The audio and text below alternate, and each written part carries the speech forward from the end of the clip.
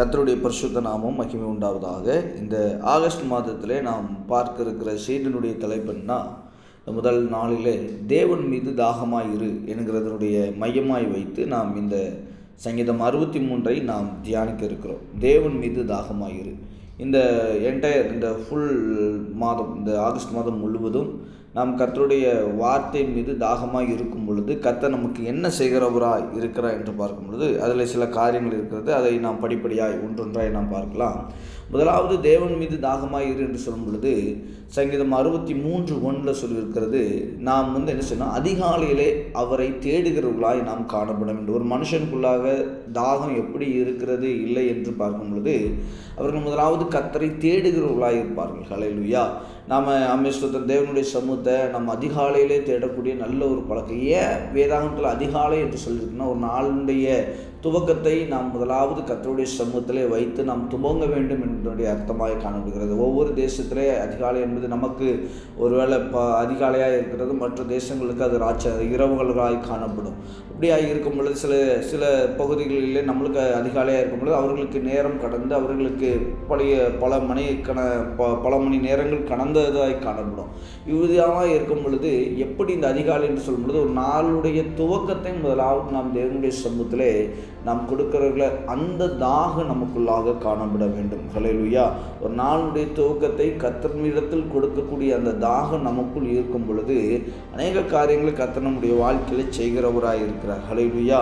அப்போ நீங்கள் முதல் வசனத்தில் எடுத்து பார்க்கும் பொழுது அதில் சொல்லியிருக்கிறது, அதிகாலமே உம்மை தேடுகிறேன், நீர் என்னுடைய தேவன், நான் அதிகாலமே உம்மை தேடுகிறேன். அப்போ அதிகாலையில் தேடுகிறதுனால தேவ பிள்ளைகளுக்கு கர்த்தர் நிச்சயமாகவே அநேக நன்மைகளை செய்கிறவர்களாக இருக்கிறார். ஹல்லேலூயா.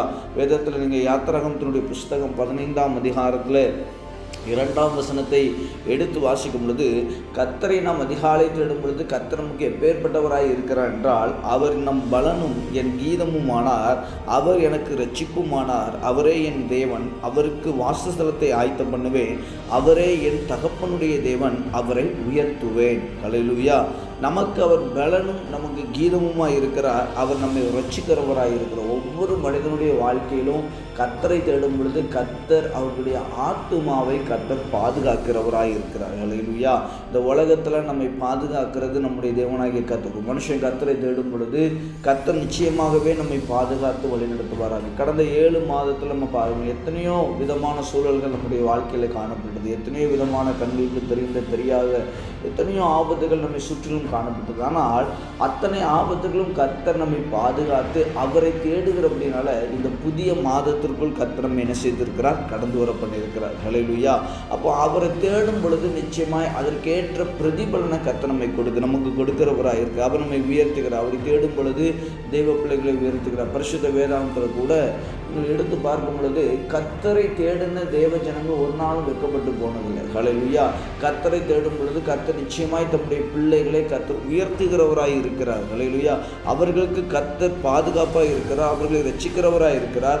அது மாத்திரமல்ல, அவர்களை பிரத்யேகமான இடத்தை அவர்களுக்கு ஒன்று பண்ணி அவர்களுடைய வாழ்க்கை தரத்தை கர்த்தர் உயர்த்துகிறவராயும் காணப்படுகிறார். தேவ பிள்ளைகளே, அப்போ தேவனை தேடும் பொழுது நிச்சயமாக நம்முடைய ஆவிக்குரிய வாழ்க்கையில் அநேக பலனை நாம் பெறுவோம். அதனால தான் கர்த்தரை நாம தேடுகிறவர்களாய் இருக்கணும் என்று பரிசுத்த வேதாகம் நம்ம எடுத்துரைத்து கொண்டே இருக்கிறது. நம்ம ஆண்டவரை தேடணும்.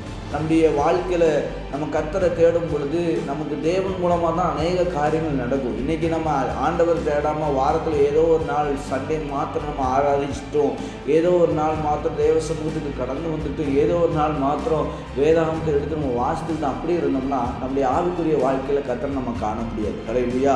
தேவனுடைய பாதுகாப்பு நம்மளுக்கு ரொம்ப அவசியம். தேவனுடைய தேவனுடைய கிருபை நம்மளுக்கு ரொம்ப அவசியம்.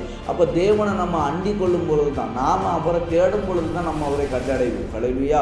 வேதாகம் அதைத்தான் நம்மளுக்கு எடுத்துரைக்கிறது. கர்த்தரோடு கூட இருக்கக்கூடிய அந்த ஸ்லாக்கியம், கர்த்தரோடு கூட அந்த ஐக்கியம், நம்முடைய ஜெப நேரங்கள், நாம் கர்த்தரை தேடுகிறது, இதெல்லாம் நாம் செய்யும் பொழுது கர்த்தர் நிச்சயமாகவே நம்மோடு கூட இருந்து நம்மை அவர் பாதுகாத்து நம்மை வழிநடத்துகிறார். அது மாத்திரமல்ல, அவர் நம்மை உயர்த்துகிறவராயும் காணப்படுகிறார். நீங்கள் இன்னொரு வசனத்தை கூட நீதிமொழிகளுடைய புஸ்தகம் 8ஆம் அதிகாரம் 17ஆம் வசனத்தை வாசிக்கும் பொழுது அங்கு சொல்லியிருக்கிறது என்ன வார்த்தைன்னா, என்னை நேசிக்கிறவர்களை நான் நேசிக்கிறேன், அதிகாலமே என்னை தேடுகிறவர்கள் என்னை கண்டடைகிறார். அவரை நேசிக்கும் பொழுது கர்த்தர் நேசிப்பார். அல்லேலூயா. இந்த உலகத்தில் நாம் ஒருத்தர் நம்மளை நேசித்தால் தான் நாம் நேசிக்கிறோம். அதே போல தான் கர்த்தரும், நீங்கள் அவர் மீது எவ்வளோ பிரியமாக இருக்கிறீர்களோ அவ்வளோ பிரியத்தை கர்த்தர் உங்கள் மீது செலுத்துவாராக. நீங்கள் அவரை தேடுவதற்கு படுகிற வாஞ்சைகள், நீங்கள் அவருடைய சமூகத்துக்கு போகும் பொழுது எடுக்கிற பிரயாசங்கள் எல்லாவற்றையும் கர்த்தர் பார்த்து உங்கள் பிரயாசத்திற்கு தக்க பிரதிபலன், வேதம் அதைத்தான் நம்மளுக்கு சொல்லியிருக்கிறது, அவர்களுடைய பிரயாசத்திற்கு தக்க பிரதிபலன். நாம் தேவனுடைய சமூகத்தில் எவ்வளோ தூரம் பிரயாசப்படுகிறோமோ அந்த பிரயாசத்தை நிச்சயமாக நாம் அடைவோம். ஹல்லேலூயா. நம்முடைய பிரயாசங்கள் வாஞ்சைகள் எல்லாம் கர்த்தரை தேடுகிறதாயும் கர்த்தருடைய காரியத்தை நிறைவேற்றுகிறதாயும் காணப்பட வேண்டும். கர்த்தர் அதைத்தான் நம்மகிட்ட எதிர்பார்க்கிறார். நம்ம பிரயாசப்படுகிறோமா, கர்த்தருடைய சமூகத்துக்கு வருவதற்கு பிரயாசப்படுகிறோமா, அவரை தேடுகிறதுல பிரயாசப்படுகிறோமா, அவருடைய ராஜ்யத்தின் பணியை செய்வதற்கு நாம் பிரயாசப்படுகிறோமா, நாம் அவருடைய காரியத்தில் எவ்வளோவாய் வாஞ்சியாக இருக்கிறோம் என்பதை பார்த்து தான் நம்முடைய ஆத்துமா தாகமாக இருக்கிறது. ஹல்லேலூயா.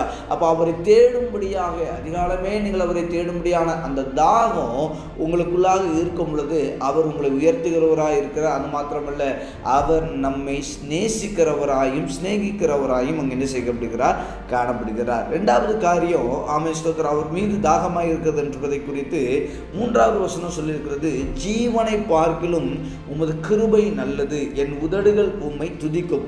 அவரை துதிக்கிறவர்களாய் நீங்கள் நானும் காணப்பட வேண்டும். கர்த்தரை துதிக்கணும். ஹல்லேலூயா.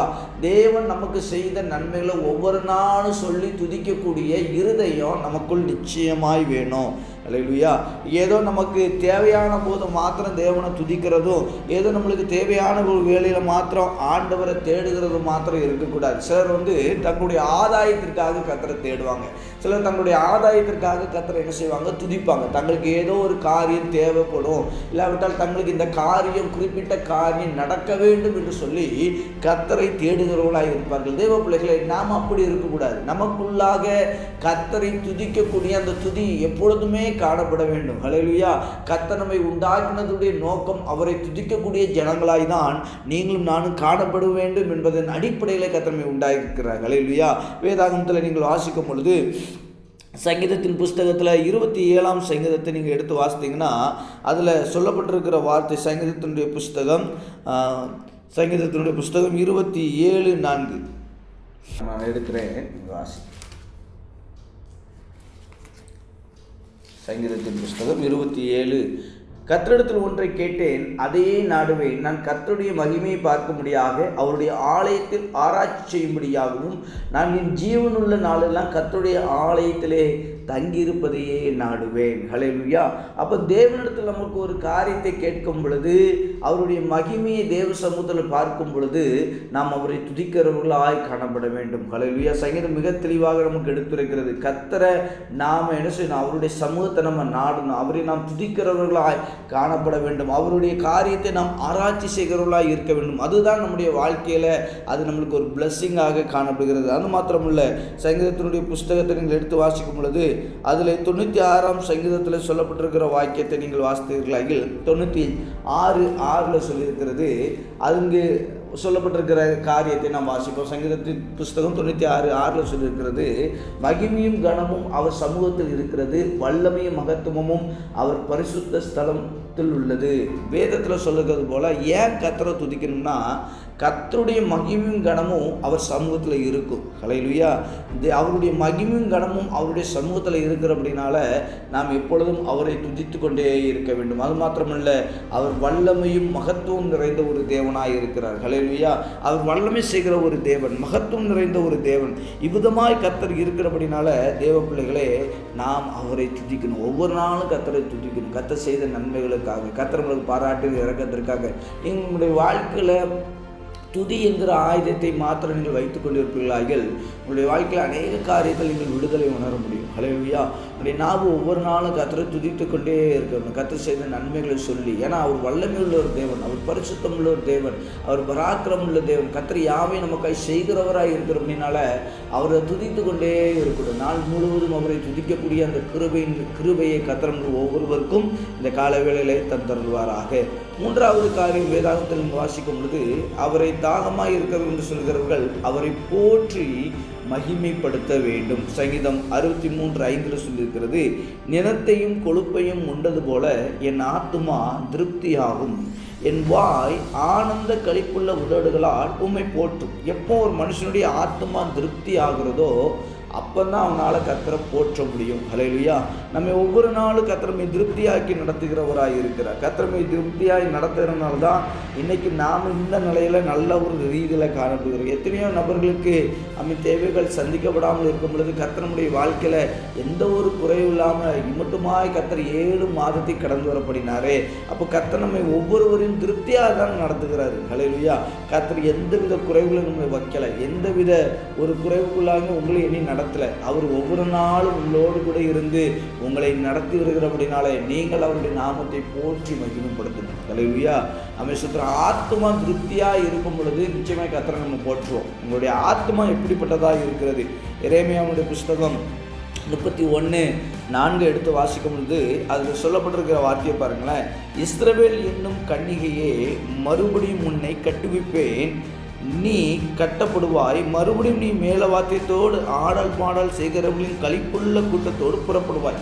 அடிமைப்பட்டிருக்கிற ஜனத்தை மீண்டுமாய் தன்னுடைய ஸ்தானத்தில் கர்த்தர் கட்ட வைத்து மீண்டுமாய் அப்பேற்பட்ட நிலையை கொடுக்கும் பொழுது அவர்கள் மேல வாக்கியத்தோடு கூட களிப்புள்ள ஒரு ஜனமாய் அவர்கள் புறப்பட்டு போவார்கள் என்று வேதம் சொல்லியிருக்கிறது. நம்முடைய வாழ்க்கையிலும் கடந்த 7 மாதத்தில் ஒருவேளை நாம் சில காரியங்களில் இழந்திருக்கலாம், நம்முடைய ஸ்தானங்களை நாம் விட்டு இருக்கலாம். ஆனாலும் தேவ பிள்ளைகளே, அவரை நாம் போற்றி துதிக்கும் பொழுது, கர்த்தர் செய்த நன்மைகள் நாம் சொல்லி துதிக்கும் பொழுது மீண்டுமாய் கர்த்தர் அவர் நம்மை நம்முடைய ஸ்தானத்தில் நிலைத்திருக்க பண்ணுகிறவராய் இருக்கிறார். ஹல்லேலூயா. இந்த மாதத்தில் கர்த்தர் நாம் எதெல்லாம் கடந்த நாட்களை இழந்தோமோ, இழந்த காரியத்தை மீண்டுமாய் நம்முடைய வாழ்க்கையில் கர்த்தர் கொடுத்து நம்மை கட்டுவித்து ஒரு புதிய ஒரு காரியத்திற்குள் கடந்து வர பண்ண முடியாய் கர்த்தர் நமக்கு உதவி செய்வாராக. ஹல்லேலூயா. அப்போ வேதத்தில் சொல்லப்பட்டிருக்கிறது போல இன்னொரு வசனத்தை கூட நாம் வாசித்தோமாக, சங்கீதத்தினுடைய புஸ்தகம் 135 சங்கீதம் 3 வசனத்தில் சொல்லியிருக்கிறது, கர்த்தர் நல்லவர், அவருடைய நாமத்தை கீர்த்தனம் பண்ணுங்கள், அது இன்பமானது. ஹல்லேலூயா. மீண்டுமாய் நம்முடைய ஸ்தானத்தில் கர்த்தர் அவருடைய ஸ்தானத்தில் நம்மை கொண்டு வந்து நிறுத்துகிற அப்படின்னால அவர் நல்லவர் என்பதை நாம் சொல்லிக்கொண்டே இருக்கணும். ஹல்லேலூயா. அமேஸ்வரர் அவர் நல்லவர், அவரை போல ஒரு தேவன் உலகத்தில் வேறு யாரும் காணாது. அப்போ ஆண்டவர் நல்லவராக இருக்கிற அப்படின்னால அவருடைய நாமத்தை எப்பொழுதுமே நாம் சொல்லி அவரை போற்றி நாம் துதிக்கிறவர்களாய் காணப்பட வேண்டும். அதுக்கடுத்து 4வது காரியம் ஸ்தோத்திரம் சொல்லப்பட்டிருக்கிறது, அவரை நினைத்து நாம் தியானிக்கிறவர்களாய் இருக்க வேண்டும். ஹல்லேலூயா. 63:6 சொல்லியிருக்கிறது, என் படுக்கையின் மேல் நான் உம்மை நினைக்கும் பொழுது ராஜாமங்களில் உம்மை தியானிக்கிறேன். ஹல்லேலூயா. ஆண்டவருடைய செய்கையை குறித்து தியானிக்கக்கூடிய இறுதி நம்மளுக்கு இந்த மாதத்தில் வேணும். வேதாகமத்தில் கூட நீங்கள் எடுத்து வாசிக்கும் பொழுது உன்னத பாட்டினுடைய புஸ்தகத்தில் 3ஆம் அதிகாரத்தில் சொல்லியிருக்கிறது, உன்னத பாட்டினுடைய புஸ்தகம் 5ஆம் அதிகாரம் 2 சொல்லியிருக்கிறது, நான் நித்திரை பண்ணினேன், என் இதயமோ விழித்திருந்தது, கதவை தட்டுகிற என் நேசரின் சத்தத்தை கேட்டேன். என் சகோதரியே, என் பிரியமே, என் புறாவே, என் உத்தமியே, கதவை திற, என் தலை பனியினாலும் என் தலைமையர் இரவில் பெய்யும் தூறலினாலும் நனைகிறது என்றார். ஆண்டவருடைய காரியத்தை நினைக்கணும், தியானிக்கணும். ஹல்லேலூயா. சிலர் என்னென்னா ஆண்டவர் செய்த காரியத்தை தியானித்து பார்க்கவே மாட்டாங்க. ஹல்லேலூயா. அப்போ நாம் கர்த்தருடைய காரியத்தை தியானிக்கும் பொழுது அந்த காரியத்திலிருந்து தேவன் நம்மோடு கூட இடைபடுவாராக. கர்த்தருடைய சத்தத்தை நம்மளால் கேட்க முடியும். ஏன் ஒரு மனுஷனுக்குள்ளாக அமைச்சர் அந்த தியானிக்கக்கூடிய ஒரு காரியம் இருக்குன்னா, கர்த்தர் உங்களுக்கு செய்த ஒவ்வொரு காரியத்தையும் தியானிங்க. தேவன் யார் என்பதை இந்த மாதத்தில் தியானிங்க. நீங்கள் தியானிக்கும் பொழுது அதிகமாக கர்த்தருடைய சத்தத்தை நீங்கள் கேட்பீங்க. ஹல்லேலூயா. உங்களுடைய வாழ்க்கையில் கர்த்தருடைய சத்தத்தை கேட்டு அவர் உங்களோடு கூட இடைபிடிக்கக்கூடிய உன்னத அந்த உறவை இந்த மாதத்தில் நீங்கள் பெற்றுக்கொள்வீர்களாக. தேவ பிள்ளைகளே, அப்போ நமக்குள்ள அந்த தாகம் இருக்கணும். கர்த்தரை நினைக்கக்கூடிய, கர்த்தரை தியானிக்கக்கூடிய அந்த தாகம் இருந்தால் மாத்திரமே நம்முடைய வாழ்க்கையில் அவருடைய சத்தத்தை நம்மாலே கேட்க முடியும் என்பதை வேதம் மிக தெளிவாக நம்மளுக்கு எடுத்துரைக்கிறது. ஹல்லேலூயா. அது மாத்திரமல்ல, கடைசி 5வது காரியம் நாம் செய்ய வேண்டியது அவரில் நாம் களி கூறக்கூடிய அனுபவம். 63:7 சொல்லிருக்கிறது, நீர் எனக்கு துணையாக இருந்ததினால் உமது செட்டைகளின் நிலையிலே களி கூறுகிறேன். அவருடைய சமூகத்தில் நித்தமும் களி கூறக்கூடிய ஒரு உன்னத அனுபவம் நமக்கு வேணும். தாவீதினுடைய வாழ்க்கையில் நீங்கள் எடுத்து பார்க்கும் பொழுது தாவீது கர்த்தருடைய காரியத்தை களி கூறுகிறவனாக இருக்கிறான். எப்படி களி கூறுகிறான்? 1 சாமுவேலுடைய புஸ்தகம் 17ஆம் அதிகாரம் 37ஆம் வசனத்தில் தாவீது சொல்கிறான், என்னை சிங்கத்தின் கைக்கும் கரடியின் கைக்கும் தப்புவித்த கர்த்தர் இந்த பெலிஸ்தனுடைய கைக்கும் தப்புவிப்பார் என்றான். அப்பொழுது சவுல் தாவீதை பார்த்து, போ, கர்த்தர் உன்னோடு கூட இருப்பாராக. அவரை களி கூறணும். ஹல்லேலூயா. சிங்கத்தினுடைய வாய்க்கும் கரடியின் வாய்க்கும் தாவீதை கர்த்தர் தப்புவித்தார். இந்த பெலிஸ்தனை குறித்து, இந்த அமேஸ்வரர் கோலியாத்தை குறித்து ஒட்டுமொத்த இஸ்ரவேல் ஜனங்களும் கலங்கி இருக்கிற ஒரு வேளையில் ஒரு மனிதன் கர்த்தருடைய செய்கையை குறித்து களி கூறுகிறான். அவனுக்குள் அந்த களி கூறக்கூடிய அந்த உணர்வு, அந்த தாகம் அவனுக்குள்ளாக இருந்தபடினால அவன் சொல்கிறான் தாவீதை சவுல்கிட்ட, நான் இந்த பெலிஸ்தனை மேற்கொண்டுருவேன். ஏன்னா என் தேவன் என்ன செய்திருக்கார் என்றால் கடந்த நாட்கள் எல்லாம் என்னை நடத்திய வந்த விதத்தை குறித்து அவன் விவரிக்கிறான். தேவ பிள்ளைகளே, நாமும் கர்த்தரை நடத்தி வந்த விதத்தை நாம் விவரிக்கும் பொழுது, அதில் நாம் களி கூறும் பொழுது, நிச்சயமாய் நமக்கு விரோதமாக எப்பேற்பட்ட நபர்கள் காணப்பட்டாலும் சரி, எப்பேற்பட்ட நபர்கள் காணப்பட்டாலும் சரி, எப்பேற்பட்ட கோலியாத் காணப்பட்டாலும் சரி, நிச்சயமாய் அவர்களும் மேற்கொள்ளக்கூடிய கிருபையை இந்த மாதத்தில் கர்த்தர் நமக்கு தருவாராக. அப்போ களி கூறணும். நம்முடைய உள்ளங்கள் கடந்த நாட்களிலே கர்த்தர் செய்த காரியங்களிலே நாம் களி கூர்ந்தோமாயில் மாத்திரமே புதிய மாதத்திலும் புதிய மாதத்திலும் பிற காரியங்களை நம்மாலே காண முடியும். ஹல்லேலூயா. அப்போ அந்த களி கூறக்கூடிய உணர்வுனால நீங்கள் ஒவ்வொருவரும் நிறையும்படியாக இந்த மாதத்திலே நான் உங்களை உற்சாகப்படுத்துகிறேன். அப்போ தேவன் மீது நீங்கள் தாகமாக இருக்கும் பொழுது செய்ய வேண்டிய காரியம், அவரை தேடணும், அவரை துதிக்கணும், அவரை போற்றணும், அவருடைய காரியத்தை தியானிக்கணும். அது மாத்திரமல்ல, அவர் செய்த நன்மைகளை நீங்கள் என்ன செய்யணும்? களி கூறணும். அப்படி நாம் செய்யும் பொழுது அவர் நமக்கு என்ன செய்கிறவராக இருக்கிறார் என்றால், சங்கீதம் 63:8 சொல்லியிருக்கிறது, என் ஆத்துமா உம்மை தொடர்ந்து பற்றி கொண்டு இருக்கும், உமது வலதுகரம் என்னை தாங்குகிறது. நம்ம அவர் தேடி இந்த காரியங்கள்லாம் செய்யும் பொழுது கர்த்தர் நிச்சயமாகவே நம்மை அவர் என்ன செய்கிறவராய் இருக்கிறார் என்றால் தாங்குகிறவராய் அவர் நமக்கு காணப்படுகிறார். தேவ பிள்ளைகளே, அப்போ ஆண்டவர் இந்த மாதம் முழுவதும் உங்களையும் என்னையும் தாங்கணும்னா நீங்கள் நானும் செய்ய வேண்டிய ஒரு காரியம் என்னன்னா, தேவ சமூகத்தில் அவர் மீது தாகமாக இருக்கணும். அந்த தாகத்தோடு கூட இருப்போமாயில் நிச்சயமாக இந்த மாதம் முழுவதும் கர்த்தர் நம்மை பல்வேறு விதத்தில் அவர் நடத்துகிறது நம்முடைய கண்கள் காணும். அவர் நம்ம இடத்தில் பாராட்டுகிற ஒவ்வொரு காரியத்தை நம்ம உணர முடியும். அப்போ தேவன் மீது தாகமாக இருக்க நம்முடைய ஆவிக்குரிய வாழ்க்கை நிச்சயமாய் கர்த்தர் இந்த மாதத்தில் ஆசீர்வதித்து வழி நடத்துவாராக. கர்த்தர் தாமே இந்த வார்த்தை மூலமாய் உங்களை ஆசீர்வதிப்பாராக. கண்கள் மூடி நாம்